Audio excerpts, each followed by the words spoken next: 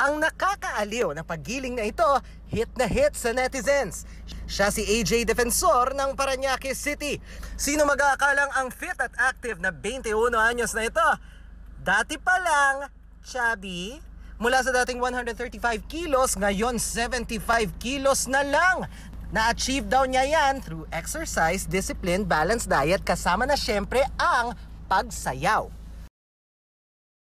Dugot pawis, ganun po yung masasabi ko na kasi sa pag-workout wala po talagang shortcut eh. Hindi raw naging madali ang pagpapapayat niya. No soda, less carb at less sugar. Pati ang workouts, haggard. Pero si AJ, fight pa rin. Yung bigat na binubuhat mo, yung sakit ng paa mo pag nagte-treadmill or nagja-jogging ka. Pero mas masakit is yung judgment. Gusto kong patunayan na kaya kong pumayat. Mas confident na rin daw at healthy ang pakiramdam niya ngayong nabawasan na siya ng timbang. Ang kanyang fitness journey lalong nag-viral dahil sa kanyang dance videos. Paraan na rin daw niya ito para i-celebrate ang kanyang small victory sa kada nababawas na timbang. At para sa may mga hashtag Balik Alindog 2019, payo ni AJ, don't give up. Kung nakaya ko, kaya nyo rin. Dano Tingkong, Kada Katutok, 24 Oras.